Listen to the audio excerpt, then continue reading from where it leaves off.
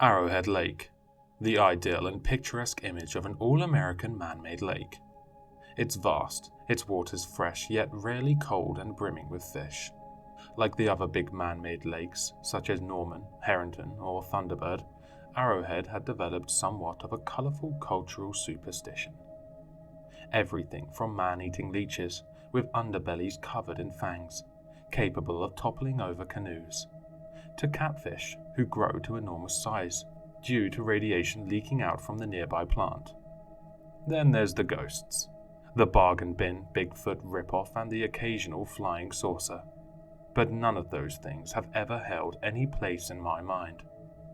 Being your typical conservative-raised athletic type who loved fishing on the lake, I was immune to the fears and warnings from the locals.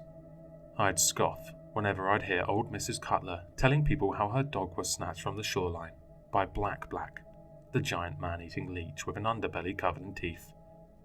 Furthermore, I made it my mission to humiliate and ridicule my peers who had a tale about a cousin who was eaten or drowned by something under the surface. In other words, I was a bit of an arse. In my defense, I had never seen anything to suggest my version of the world was wrong. I had lived on the lake, went fishing with my grandpa throughout my childhood, before his boating accident, and I had become convinced that there wasn't anything to be afraid of. I was wrong. There is something in that lake. In truth, it's the reason I'm writing this up. Partly to see if anyone else encountered what I saw. Partly to warn people to stay away. And also partly as a form of therapy, to help me come to terms with what I experienced. Firstly, we need some context for my encounter.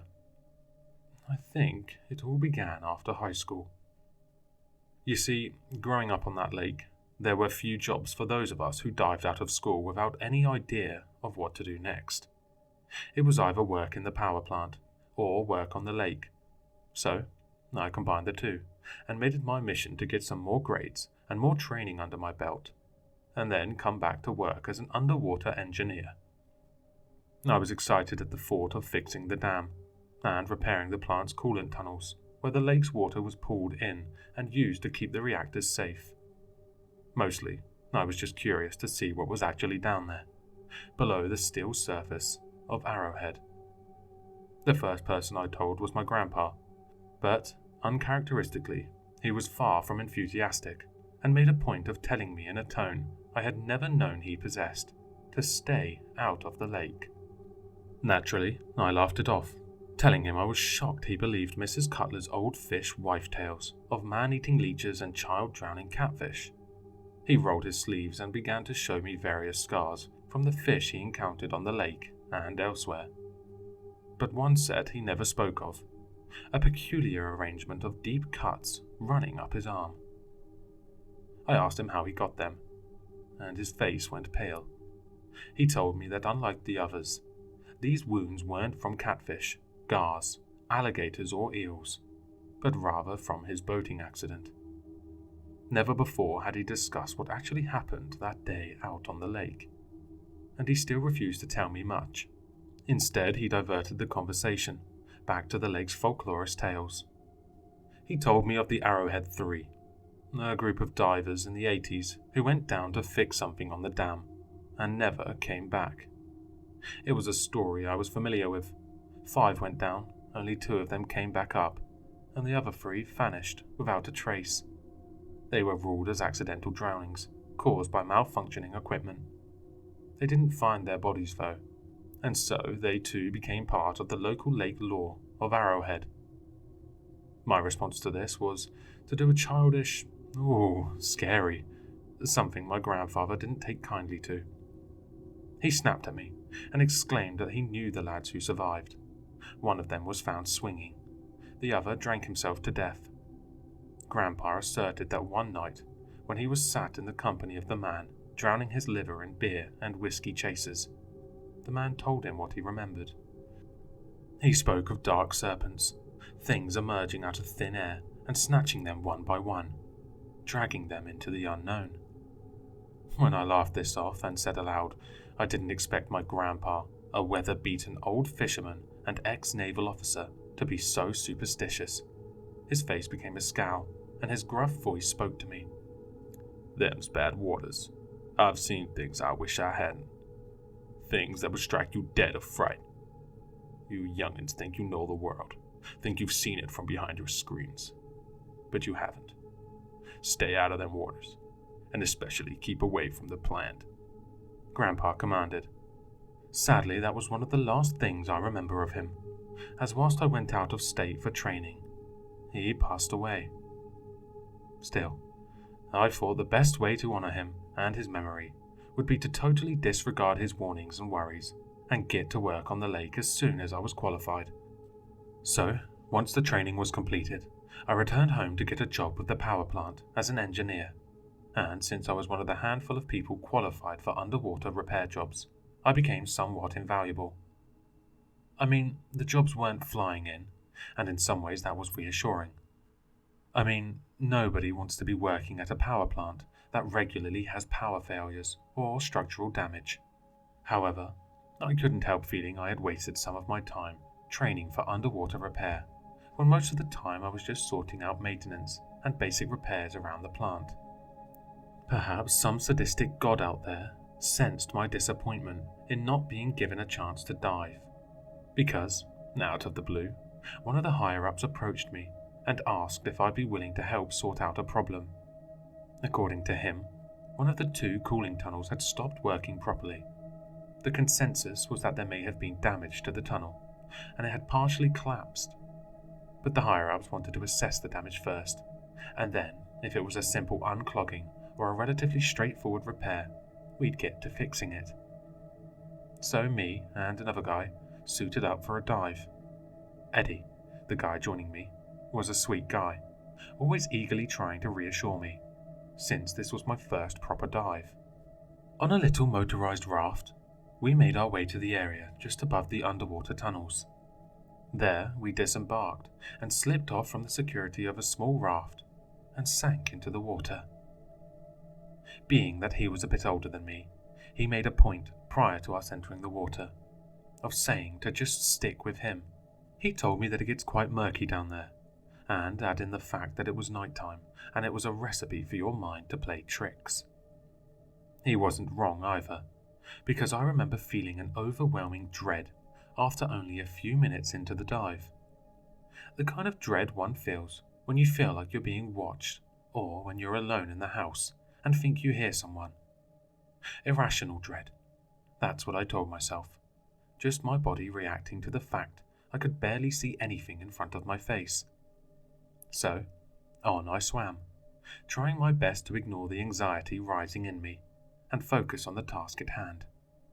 Soon, though, my mind was back to observing my surroundings in an over-vigilant manner. I remember the water getting warmer the deeper we swam, and it got more cloudy as we descended. Though it was dark and murky, my torch occasionally caught glimpses of catfish that were large enough to make me feel even more uncomfortable. But I tried to keep my nerve. Plenty of food, warmth and depth. What fish wouldn't thrive in such conditions? I told myself. Besides, I never saw a catfish that I could honestly say was capable of man-eating or drowning me, and that was somewhat reassuring. Then, suddenly, they scattered. All of them, the big ones and the small, thrashing their way past me and Eddie, as they shot out from their hiding places. That should have been the only warning we needed, but we foolishly thought we had disturbed them. How were we to know that we were about to come face to face with the truth? We were at the cooling tunnels when things took a turn. Eddie went about looking at the one on the right, shining torch into it, whilst I inspected the left. My one appeared to be working fine, sucking in water, churning it up into the power plant basin where, presumably, it spat it back out on the other side. In the short time it took me to inspect the tunnel, something happened. Having looked away for just a moment, I was shocked when I turned to find Eddie had vanished. Frantically, I spun my head around, but there was no sign of him. Not a trace of Eddie existed in the gloom. If it had been a joke or he was messing with me, I would have at least expected to have seen some debris kicked up from his frantic swimming as he dived out of my line of sight. And yet, there was nothing. I paused for a time, waiting for him to suddenly jump out of the opaque surroundings and scare the life out of me.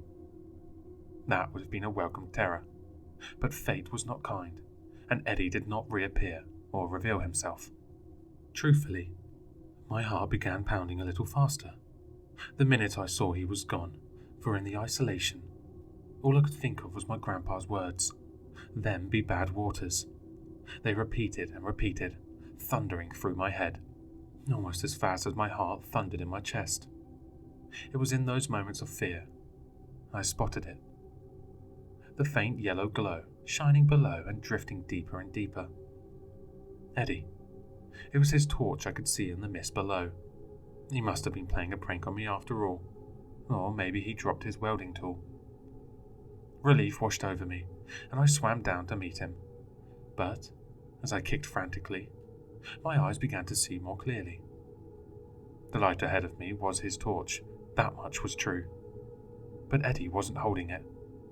Instead, it was just sinking down to the depths of the lake, adrift and abandoned, not unlike myself. Concerned for my colleague's safety, I swam back up to the tunnels. I started worrying that maybe he was clearing out the debris in the blocked tunnel, and somehow it turned on, and he got sucked in. I turned my torch on the tunnel entrance. It was wide enough to fit a truck through it, and its gaping maw was dark and empty. Strange, because there didn't seem to be any structural damage, no sign of a blockage at all.